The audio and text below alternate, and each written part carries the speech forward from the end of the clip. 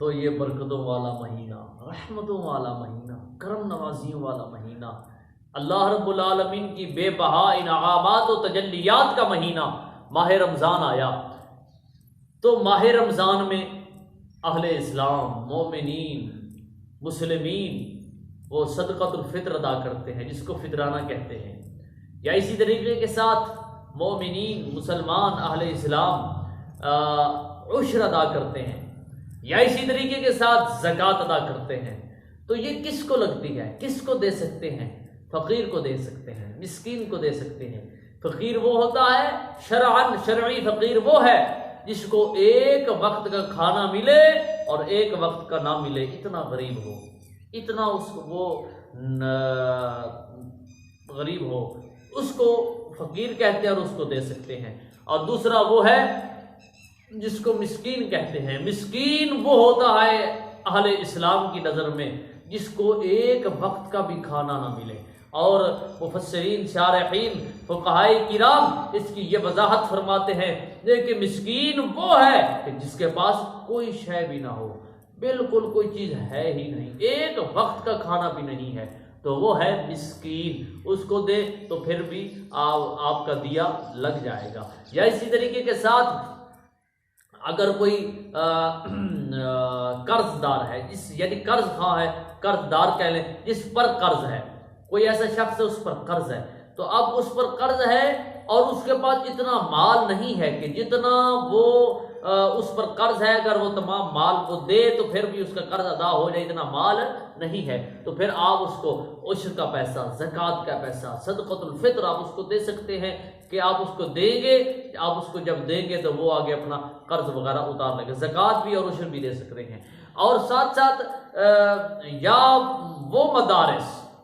جن کے اندر خالصتاً اللہ رسول کے دین کی تعلیم دی جاتی ہے، اللہ رسول کی رضا کے لیے، کوئی لالچ نہیں ہے، کوئی دنیاوی عیش و عشرت مقصود نہیں ہے، کوئی جناب نبی پاک علیہ الصلوۃ والسلام کے دین سے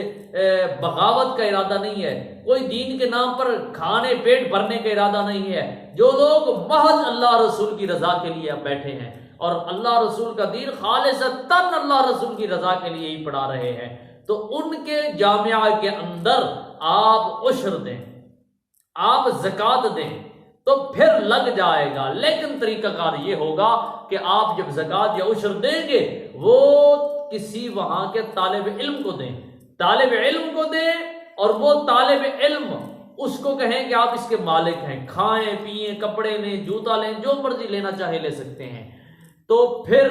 وہ طالب علم اپنے پاس اس کی مرضی رکھے یا اپنی طرف سے وہ طالب علم وقف کر دے مدرسہ کو، تو پھر ادارے کو لگ جائے گا۔ یا اسی طریقے کے ساتھ ساتھ آپ ادارے کے محتمم کو دیں، کہیں کہ ہم آپ کو بطور وکیل بنا کے دے رہے ہیں، تو یہ جہاں جیسے لگ جائے گا ویسے آپ اس کو استعمال کریں۔ پھر وہ کسی طالب علم کو دے اور وہ حیلہ شرعی کے ساتھ وہ پھر طالب علم جو ہے وہ مدرسہ کو وقف کر دے، تو پھر ادارہ کو وہ زکوٰۃ یا عشر کا پیسہ لگ جائے گا۔ لیکن ہمارے ہاں جیسے شہروں کے اندر، دیہاتوں کے اندر لوگ اس طرح کرتے ہیں کہ پیسہ زکوٰۃ کا ہے یا پیسہ عشر کا ہے، ڈائریکٹ جا کے دے دیتے ہیں، محتمم کو دے دیتے ہیں جا کے، اور وہ محتمم چاہے تو اس کو اپنی جیب خرچی بنا لے یا کہیں لگائے نہ لگائے، تو اس طریقے سے ادا کرنے کے ساتھ قانون شرع کے مطابق نہیں لگے گا۔ شریعت کا حکم یہی ہے کہ دین اسلام کے ادارے کے طالب علم کو دیں۔ اور یہاں ہمارے ہاں مدرسہ جامعہ غوثیہ شمس العلوم جس کا مرکزی نمبر ہے 0329 26 459، تو یہ ادارہ مرکزی ادارہ ہے، اس کے اندر بھی ایسی ضروریات ہیں جہاں کئی شعبہ جات ہیں، جس طرح حفظ و ناظرہ، تجوید و قرات، اور یا اسی طریقے کے ساتھ ساتھ دارالفتات، تصنیف و تالیف ہے، کتابیں لکھی جا رہی ہیں، ریاضی ہے، کتابت ہے، تربیت ہے، اسی طریقے کے ساتھ ساتھ نبی پاک علیہ الصلوۃ والسلام کے پاک قرآن کو یاد کرانے کے لیے شعبہ گردان ہے، تو